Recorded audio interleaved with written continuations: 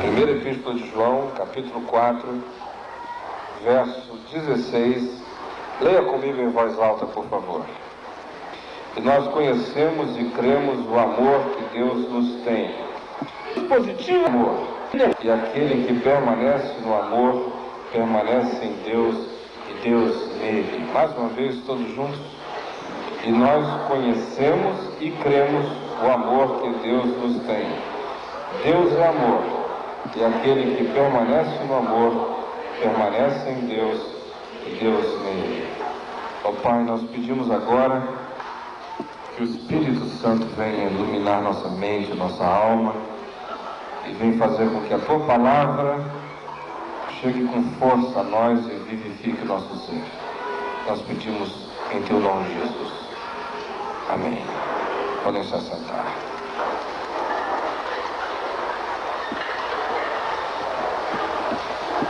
Eu tenho uma dificuldade enorme de falar sobre amor, não porque eu não gosto do tema, ele me atrai, me fascina, mas é porque ele, em geral, é pensado, é falado a partir de perspectivas tão piegas, tão esquisitas, que me constrange profundamente falar a respeito. Dá a impressão de que é aquele discurso doirado, hipócrita, fantasioso, romântico da religião, de gente que vem aqui e tem esse momento de sensação de bondade pessoal, joga essas coisas fascinantes sobre as pessoas e volta para aquela vidazinha medíocre, mesquinha, de cada vez que a gente vira a página do calendário e da folhinha. Por isso, me deixa e sempre me fica esse constrangimento quando eu falo a respeito desse tema. Mas eu queria que você esquecesse todas essas perspectivas de amor que em geral nos são passadas e que significam pouca coisa, significam quase nada, eu diria, e pensasse em amor conforme a descrição simples, clara e objetiva que a palavra de Deus faz, carregando essa palavra de conteúdos que são absolutamente visíveis e palpáveis. Se a gente perguntasse a João, que foi quem escreveu essa epístola, o que você quer falar por amor? O que você quer dizer acerca disso? Dentre as muitas coisas que ele talvez nos dissesse, possivelmente ele afirmasse duas com muita simplicidade. Ele diria: quando eu estou falando de amor, eu estou falando daquela capacidade de entrar no outro e ver a vida a partir do outro. É como você se desencarnasse, e não só se desencarnasse, você se despersonificasse por um pouco e você se repersonificasse no outro. E aí, vê a vida a partir dele. Sente o cheiro dele, como é que é carregar o corpo dele, como é que é interpretar a vida com a história dele, como é que é ser você, tendo a mãe que ele teve, o pai que ele teve, o lugar onde ele nasceu, que ele cresceu, o que ele sabe, o que ele não sabe, o que ele pensa, o que ele não pensa. Vê a partir daí. E depois que você conseguir esse olhar, essa percepção, esse sentir, pode sair e olhar para ele, que eu duvido que você vai conseguir olhar para ele como se ele fosse uma coisa, um objeto, um número ou uma estatística. Segunda coisa que talvez João nos dissesse, à luz de tudo que ele fala aqui, é que se você quiser saber o que é amor, você precisa ter no coração aquela possibilidade, aquela disposição de querer para o outro o melhor que você quer para você mesmo. Que é capaz de olhar para o outro e dizer: puxa, eu queria que ele tivesse o melhor que eu quero ter. Aí você não precisa falar de amor, porque isso é amor. Você não precisa fazer discursos a respeito, porque essa é a verdade. Você não precisa romantizar isso, porque de fato, o resumo de tudo, Jesus disse, é isso. Aquilo que vocês querem que os homens vos façam, fazei vós a eles. Ou o bem que vocês querem para vocês, queiram-no com toda intensidade para o outro. E o resto é absolutamente secundário e dispensável. Agora, o que eu acho fantástico nisso tudo é que a pessoa que nos fala isso é um homem muito simples. Lá da Galileia, vivia ali à beira de um lago de 12 quilômetros por 20, pescando, não foi a uma faculdade, não visitou os centros de reflexão filosófica grega, não foi a nenhuma central de esoterismo universal, não fez nada disso. Ele simplesmente conheceu alguém, ele conheceu Jesus. E quando Jesus entrou na vida daquele pescador, a existência dele vai virando ao contrário, ele vai se expondo, as interioridades dele vêm para fora, e as coisas que até então eram as exterioridades vão ganhando um papel extremamente secundário. Os olhos dele se abrem, a vida se recolore, e ele começa a interpretá-la de modo totalmente diferente, porque ele encontrou o Deus que é amor, o Senhor Jesus. E aí, a gente fica pensando naquilo que hoje se descreve, se define em volta de nós como sendo os sentimentos do alto astral, e perguntamos se ele tem alguma coisa a ver com essas definições bíblicas de amor prático e divino. E não tem. Estão falando apenas de energias positivas e energias negativas, mas ninguém está falando de amor. Porque amor é pessoal demais, energia é um negócio frio. Se você a usar positivamente, vai fazer bem. Se usar negativamente, vai fazer mal. Mas é uma coisa despersonificada, que não carrega nenhuma carga de encontro, de olho no olho, de chegada, de abraço. É só positivo ou negativo. Aí vem a palavra de Deus e diz que a maior de todas as positividades é amor, a pior de todas as negatividades é ódio. Diz que Deus é amor e diz que o diabo é homicida. E diz para você fazer uma decisão. Tem a ver com uma escolha profundamente pessoal de como é que você vai viver a vida. Não recebendo energias de pedras ou de montanhas ou de astros, mas recebendo isso do Criador de tudo, que existe não como uma energia positiva, mas que é amor, porque Deus é amor. Aí a gente chega para João, pergunta a ele: João, simplifica essa coisa toda de amor para a gente. Do que você está falando? Quais são as grandes marcas desse amor, acerca do qual você fala com tanta insistência? E ele diz que a primeira marca desse amor sobre o qual ele está falando, que é de Deus, é que ele materializa o bem. Olha só o que diz a palavra de Deus, aqui em João, no capítulo 3, no verso 17. Ora, aquele que possui recursos deste mundo e vir a seu irmão padecer necessidades e fechar-lhe o seu coração, como pode permanecer nele o amor de Deus? Filhinhos, não amemos de palavras nem de língua, mas de fato e de verdade. O que é esmagador sobre esse pescador que virou apóstolo, essa praticidade tremenda dele. Ele diz: olha, se você tem, o outro não tem, você vê que ele não tem, que precisa, e você não faz absolutamente nada a respeito, pode parar de falar de amor de Deus, porque o amor de Deus não está em ti. Se você tem, o outro não tem, você o vê, sabe que ele existe sem ter, e se o amor de Deus está em ti, o amor de Deus materializa algum bem. Não só verbaliza essa logorreia fraterna, às vezes nem fala muito, mas faz algo. Não discursa muito, mas realiza. Não amemos só de palavras, mas de fato e de verdade. Segunda coisa que ele diz sobre esse amor é que ele é a expressão mais madura da fé. Vejam aqui no capítulo 4, verso 3, capítulo 5, verso 3, o que ele nos diz. Porque este é o amor de Deus, que guardemos os seus mandamentos. Ora, os seus mandamentos não são penosos. Eu acho extraordinário porque João diz que a questão toda da fé não tem a ver com o decoreba de um monte de doutrinas. Ele diz, se você ama a Deus, o amor também não só materializa o bem, mas ele materializa a obediência. Ele induz você à harmonia, à coerência com a vontade de Deus. O amor chama, desafia você todo dia para conformar a sua vida com a vontade revelada, explicitada de Deus. E às vezes não é nem só com a vontade revelada e explicitada, às vezes é com a intuição sobre como é que Deus é e quem Ele é em relação àquilo. O amor faz uma leitura mais profunda da Escritura, não lê só o que está escrito.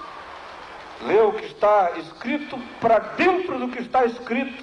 Lê não só palavras, lê sentimentos, intui sobre o caráter de Deus em relação às coisas e à vida. Por isso, o apóstolo João diz que a gente deixa em muito para trás essa fase do catecúmeno, preocupado só com doutrina, quando a gente mergulha no amor, porque o amor trata de procurar de modo natural a vontade de Deus, mergulha nos mandamentos de Deus, não com gemidos, mas com prazer e com alegria, porque os seus mandamentos não são penosos. Quando a gente responde aos mandamentos com essa ternura da criatura que descobriu e que recebeu a revelação de quem é o Criador. Terceira coisa que ele nos diria sobre os conteúdos deste amor é que ele é a visão que transforma homens em irmãos. Quando a gente é atingido por essa graça que faz amar, aí os homens deixam de ser homens, eles passam a ser irmãos. O que é interessante é de que há sentimentos humanos, que são intrinsecamente humanos, que já transformam o ser coisificado num homem. Quando a gente vê todas essas campanhas de solidariedade que há pelo planeta todo, algumas delas absolutamente antropocêntricas, só centradas no homem. É o homem ajudando o homem, é o homem sendo tocado pelo outro. Isso já é um avanço. Porque na maioria das vezes nem isso há. O homem é visto como um objeto, é o uso, é o forte que abusa do fraco, é o que tem que expropria o que não tem, é o que sabe que manipula o que não sabe. Já é um avanço, quando aquele que tem se solidariza pelo que não tem, quando o que sabe não manipula o que não sabe. Agora, para além disso, há uma outra coisa. Se sentimentos humanos transformam a coisa num homem, esse amor divino transforma o homem num irmão. Isso é mais para além. Olha só o que diz a palavra de Deus a esse respeito aqui em João. Quantas vezes ele está dizendo, olha, o amor de Deus nos induz a amar os irmãos. Isso é uma frase que ele repete toda hora, ame a seu irmão. Aquele que não ama seu irmão, a quem vê, não pode amar a Deus a quem não vê. Aquele que ama a Deus, ama seu irmão. Toda hora. O final dessa criação do amor, ele diz, é produzir no homem um irmão.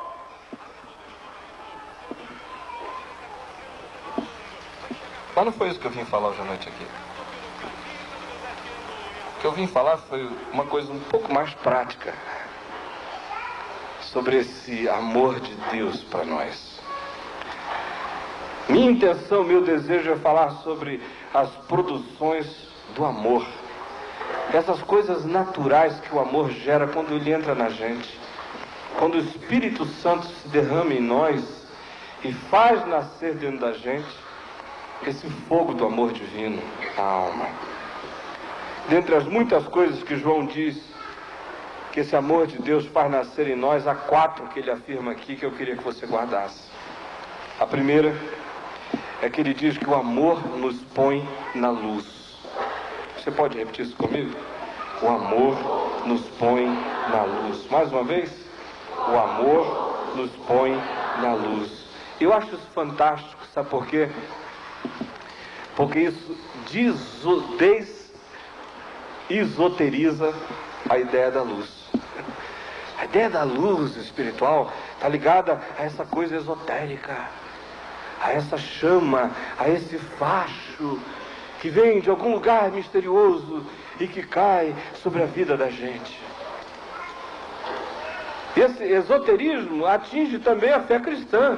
Eu toda hora vejo a gente pedindo luz assim, ó Deus, manda a tua luz. Dá a impressão que é como se Deus fosse ali no canto e acendesse a chave. Tchau, luz. Acendi luz. Aí vem aqui a palavra de Deus e desesoteriza a ideia da luz e diz que é o amor que acende a luz. Diz, quem ama, anda na luz. Quem não ama, está nas trevas. Bye, bye. É isso que a palavra de Deus diz, de modo simples e claro. Veja só. Afirmações desse tipo aqui no capítulo 2, versos 10 e 11. Leia comigo em voz alta, por favor. Aquele que ama seu irmão permanece na luz, e nele não há nenhum tropeço. Aquele, porém, que odeia seu irmão está nas trevas, e anda nas trevas, e não sabe para onde vai, porque as trevas lhe cegaram os olhos. Essa questão toda de quem está na luz, de quem não está na luz, acaba aqui. Eu vejo toda hora alguns irmãos dizendo assim para mim, coitado, ele está nas trevas. Ele está se referindo a um indivíduo que não frequenta a nossa igreja, ou que não frequenta nenhuma igreja evangélica. E a gente geografiziza essa espiritualidade, dizendo o seguinte, quem está aqui dentro está na luz, quem está do lado de fora está nas trevas. Se a gente é um pouquinho mais generoso, a gente diz quem está na nossa denominação está na luz, quem está na outra está na sombra. Se é um pouco mais generoso ainda, a gente diz quem está na igreja evangélica está na luz, quem não está se danou. Aí vem João e não reconhece essa igreja, nem a outra, nem nenhuma. Só chega e diz o seguinte, se ama o seu irmão, está na luz. Se odeia o seu irmão, está nas trevas.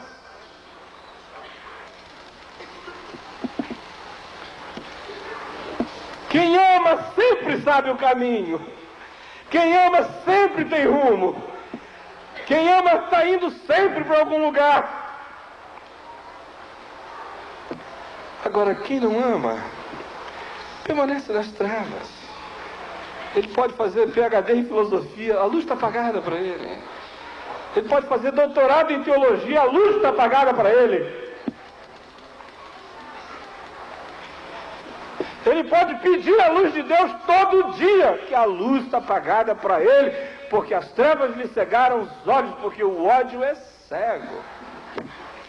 É por isso que Jesus diz lá no Sermão da Montanha, em Mateus 6, se os teus olhos forem bons, tu serás luminoso. Mas se os teus olhos forem maus, que grandes trevas serão. Se você olha para a vida com essa bondade do amor, a vida clareia. Porque uma coisa interessante é que o amor é a única coisa que ajuda e que capacita a gente a ver a vida como ela é. Sem amor eu não vejo a vida, gente. Vejo qualquer outra coisa. Não vejo. Eu vejo isso todo dia. Quando eu olho para a vida com amor e quando eu a olho com indiferença. Quando eu olho para o meu irmão com ternura e quando eu olho com frieza.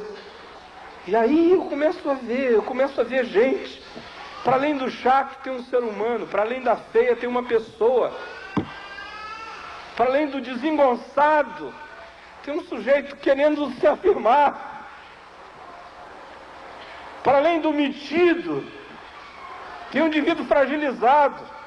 Por trás do arrogante, tem uma pessoa que não se sente amada. Você começa a ver diferente, começa a mergulhar. Existe uma clinicidade espiritual que te ajuda a encontrar diagnósticos intuitivos sobre quem é o outro, não para julgá-lo, mas para discerni-lo e incluí-lo. Segunda coisa que João diz sobre o que o amor gera naturalmente, quando ele chega a gente, é que ele interioriza a eternidade. Você pode repetir isso comigo? O amor interioriza a eternidade. Mais uma vez, o amor interioriza a eternidade. A teologia exterioriza a eternidade. O amor interioriza a eternidade. A teologia te faz pensar em eternidade como uma coisa que é uma depois da outra, não é? Eu estou no tempo.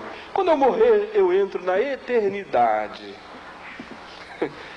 E aí a gente prega e diz assim: olha, você vai ter a vida eterna. Se você não crê, você vai ter a perdição eterna. É tudo para lá, tudo para fora. Eu estou indo ao encontro. Aí vem João e diz: olha, o amor interioriza a eternidade. Chama a eternidade para dentro. O céu não é uma coisa para onde você está indo. É uma realidade que já te entrou, já te penetrou, já chegou aqui. O eterno já te possuiu. Olha só o que ele diz aqui no capítulo 3, verso 14. Leia comigo em voz alta. Nós sabemos que já passamos da morte para a vida, porque amamos os irmãos. Aquele que não ama permanece na morte. Que coisa extraordinária. Ele não diz: olha, nós iremos entrar na vida. Ele diz: já passamos. Por quê? Por quê? Porque amamos os irmãos. Quando a gente ama o outro, o céu invade a gente. Quando a gente ama o outro, a eternidade entra em nós. Seu amor é essa coisa fantástica que não arranca você do tempo, mas te engravida da eternidade. Coloca ela aqui dentro. Aí João diz: já passamos da morte para a vida. Por quê? Porque alguma coisa entrou em mim. Amamos os irmãos. Aleluia. A terceira produção natural do amor, de acordo com esse pescador que virou apóstolo, é que ele promove conhecimento espontâneo e intuitivo de Deus. Pode repetir comigo? O amor promove conhecimento intuitivo de Deus. Dá para repetir mais uma vez, todo mundo em voz alta? O amor promove conhecimento intuitivo de Deus. Quantas mães nós temos aqui? Bem alto. Pais. Beleza. Quando nosso primeiro filho nasceu, eu não sei como é que a Alda se sentiu, mas me deu um medo enorme de que o menino não fosse sobreviver na minha mão. Quando a minha sogra pegou o menino lá no berçário e falou: tá aqui, é teu filho, eu fiquei apavorado. Se eu pegar, eu mato. Primeira noite para dormir com o menino, que horror. Um medo de rolar por cima dele, sabe? Aí eu falei: eu vou ficar acordado, que é para a Alda não matar o menino, rolando assim à noite. Porque antes do neném nascer, nós estávamos casados há 1 ano e 8 meses, e ela me dava cada joelhada, cada cotovelada. Mas por que eu estou dizendo isso? É que a Alda não rolou em cima do menino, não deu cotovelada nele, não deu joelhada, não sufocou, parecia que ela já era mãe há 200 anos. O que não me impressionou sobre esses códigos de conhecimento natural, intuitivo, que estão dentro da gente. Aí olha só o capítulo 4, verso 7. Leia comigo. Amados, amemo-nos uns aos outros, porque o amor procede de Deus, e todo aquele que ama é nascido de Deus e conhece a Deus. Aquele que não ama não conhece a Deus, pois Deus é amor. E leia o verso 12 comigo. Ninguém jamais viu a Deus. Se amarmos uns aos outros, Deus permanece em nós e o seu amor é em nós aperfeiçoado. Aí ele diz: olha, O amor te ensina quem é Deus. E esse amor não é abstrato. Se você ama o irmão, você começa a conhecer profundamente a Deus. Não basta acordar de manhã com aquela chama no peito, sentar na cama e dizer: ó Deus, como eu te amo, aleluia. O João diz assim: ele estava de perfil ou ele estava de frente? Como é que ele estava hoje de manhã, Caio? Eu digo: eu não sei, mas eu te amo, Senhor. Aí eu saio dali e ele diz: olha, você tem todas as chances do mundo de provar que aquela oração da manhã era verdadeira. Agora você tem 6 bilhões de chances diárias de provar que me ama, porque existem 6 bilhões de seres humanos no planeta. E se você amar essa gente, a quem você vê, eu vou acreditar que você ama a Deus a quem você não vê. Mas se você for capaz desse amor por esse amor vai induzir um conhecimento de Deus por uma razão simples. Se você está amando, é porque Deus já se derramou em você. E se esse amor se objetiza na vida do seu irmão, nessa troca de todo dia, você vai conhecer a Deus, porque Deus é amor. E ele vai mais além e conclui dizendo o seguinte: que esse amor, quando entra na gente, põe a gente acima do medo. Você pode repetir comigo? O amor põe a gente acima do medo. Mais uma vez: o amor põe a gente acima do medo. A maioria das pessoas que eu conheço tem muito medo. Não é só medo de coisas nacionais. Medo de coisa racional é um medo inteligente, sadio e necessário. É parte da sua preservação como ser humano nessa terra. O problema é quando o medo é essa fobia estúpida. Em geral, ela só atinge o coração de gente que está seca. Eu nunca vi uma pessoa apaixonada com medo. Não vejo, não. A começar das paixões do nível horizontal. Homem pela mulher, mulher pelo homem. Se um garoto apaixonado faz cada barbaridade, né? E ela também. Atravessa o ônibus correndo. Não, eu quero chegar primeiro do que o Antônio. Lá. Empurra você, essa coisa doida que vence o medo. Quanto mais isso vai deixando de ser simplesmente esse amor do encontro, da chama entre sexos opostos, passa a ser um nível maior desse amor fraternal. Ele sobe mais um nível, passa a ser esse amor divino, ágape, que entra na gente. Quanto mais para cima você sobe no nível desse amor, mais corajoso você se torna. Porque o amor reconcilia você profundamente consigo mesmo, com Deus. Gente reconciliada é gente desamedrontada. Gente que está reconciliada consigo mesmo não tem medo de viver. Não tem medo de encontrar, de se dar, de experimentar, de amar. Mas quando o amor de Deus entra na gente, João diz, a gente ganha confiança. A gente não tem mais a fobia do divino na gente, a gente não olha mais para cima com medo de Deus. Deus não me aterroriza, me fascina. Eu não olho para ele e vejo um chicote, eu olho para ele e vejo um abraço. Não olho para ele e vejo um carrasco, eu olho para ele e vejo um pai. O amor de Deus me atrai e me arruma, me reorganiza, me acalma, dá paz à minha consciência, me reconcilia com o meu próximo e me liberta do medo, diz a palavra de Deus. Veja o capítulo 4, verso 18, leia comigo. No amor não existe medo. Pode repetir isso comigo? No amor não existe medo. Antes, o perfeito amor lança fora o medo. Ora, o medo produz tormento. Logo, aquele que teme não é aperfeiçoado no amor. Quando você ama a Deus e sabe que Ele amou você primeiro, que é o que diz a sequência do texto, verso 19, nós o amamos porque Ele nos amou primeiro. Se Ele me amou primeiro, então eu não tenho mais medo.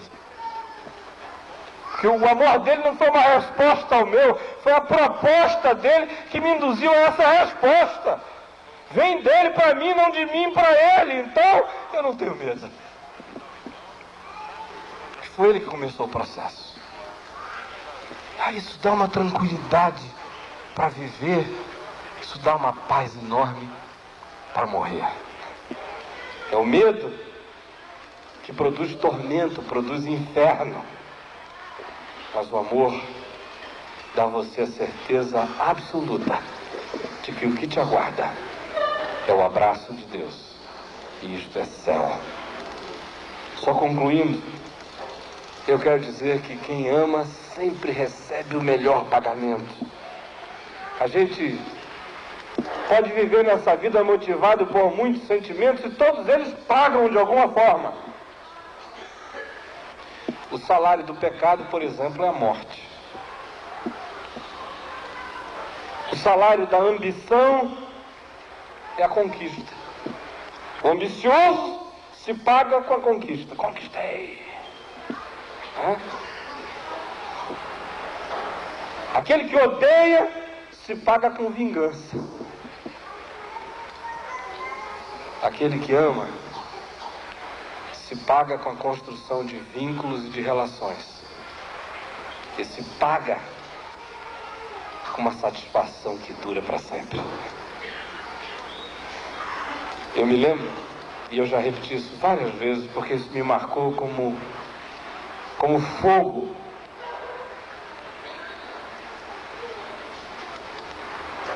Há 23 anos atrás, assim que eu estava fazendo aquele processo de conversão, eu ia passando na cozinha da casa de meus pais e eu vi um cartãozinho que alguém mandou para eles.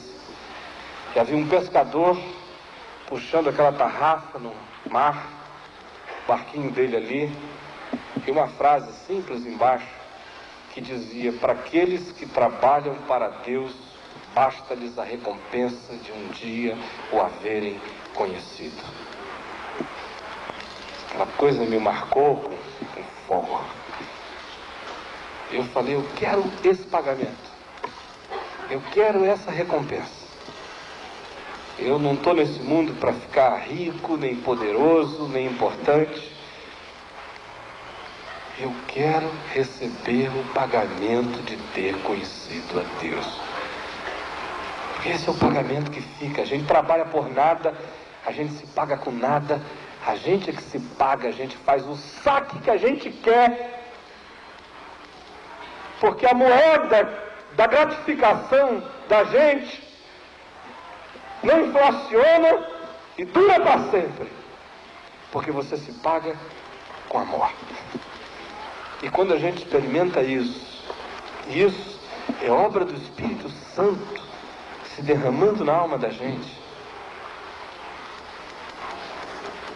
Aí a gente começa a experimentar a Deus, porque Deus é amor. Vamos ficar em pé?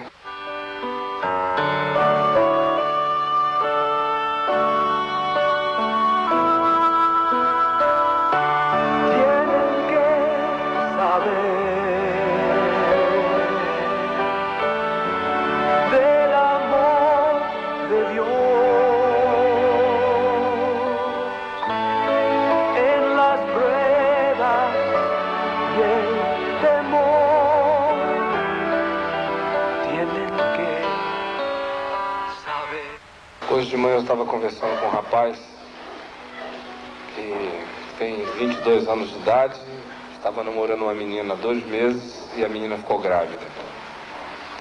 E ele é filho de uma família muito, muito boa. O pai dele é um homem, um ser humano extraordinário, um cristão dos melhores que eu conheço. A mãe também, eles moram em outro estado. E ele é um garoto ótimo. Ele estava ali, começamos a conversar, o queixinho dele tremendo, os olhos marejados, ele... Era aquela coisa, ele falou, mas pastor, eu destruí a minha vida, pastor, eu destruí a vida dela. Eu falei, não, filho, não destruiu, não. Essa não é a melhor maneira de começar a vida. Com certeza, essa não é a maneira como você está terminando a sua. Aí eu contei para ele uma história. Falei, olha, essa casa aqui onde eu moro foi um presente que eu ganhei de um amigo meu de São Paulo, que é um homem muito rico. E uma vez ele veio aqui em Niterói querendo comprar uma casa na praia. Mostrei várias casas para ele, ele pediu para ver algumas em condomínio, eu mostrei. Aí ele passou aqui, tinha uma casinha pequenininha, a mais feia do condomínio. Aí ele falou assim, puxa, que condomínio bom, hein? Como é que construíram uma casa horrorosa desse condomínio? Eu falei, é mesmo. Aí ele falou, por que você não compra essa casa, pastor? Faz uma aí em cima para você. Eu falei, que é isso, rapaz? Foi embora. 3 dias depois ele veio aqui e comprou a casa. Ele me deu a casa de presente. Aí eu falei, aleluia. Mas pensei, eu preferia ter comprado um terreno sem casa nenhuma. Porque ele me deu a casa, eu não vou derrubar a casa que ele me deu. Eu vou ter que usar a casa que ele me deu. Mas se não tivesse nada, eu podia fazer o que eu quisesse. Agora eu vou ter que fazer alguma coisa a partir do que eu encontrei. E eu tive que construir em volta do que havia, era um fato. Eu falei, olha, você tinha a chance de ter começado a tua construção num lote sem nada. Mas agora, nesse lote, já tem 2 bases. Uma é dessa moça, o outro desse neném que está vindo aí. Vai dar mais trabalho construir. Você não vai ter liberdade para fazer o design que você quer. Mas a vida não está acabando, ela está começando. E você vai poder construir em nome de Jesus. Aí ele virou para mim e falou, mas eu não sou mais irrepreensível, pastor. Aí eu falei, olha, só quero dizer o seguinte, quem tem convicção profunda de que não é perfeito, tem que pelo menos ser digno. Perfeito você não é. A tua imperfeição nessa área ficou evidente. Da maioria de nós vive as mesmas imperfeições que você vive em áreas diferentes, mas nem sempre elas ficam evidentes. Então, quem sabe que não é perfeito, assume o dever de viver com dignidade. E a única coisa que empresta dignidade à vida da gente é o amor. Ele é perfeito e habita o coração de gente imperfeita, de modo que quando ele habita a gente, ele transforma as nossas ações em ações dignas, apesar de vividas por gente ambígua. Ele foi embora e eu fiquei pensando naquilo. Quem não tem perfeição para dar a Deus, oferece a Deus um coração para ser cheio de amor. É só isso. Vamos orar juntos. Senhor Jesus, Senhor Jesus,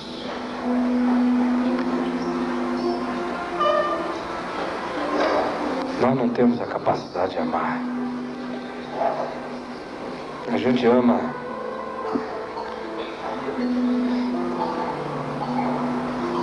às vezes de um modo um pouco mais elevado do que os animais se amam. Às vezes a nossa consciência social eleva um pouco mais o nosso amor e a gente se torna cidadãos solidários. Para cima disso, a gente não vai sozinho, Senhor. A menos que o Espírito Santo se derrame no nosso coração.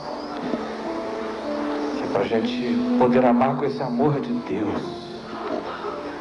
Eu quero pedir que hoje Tu estejas derramando o Teu Espírito em nós.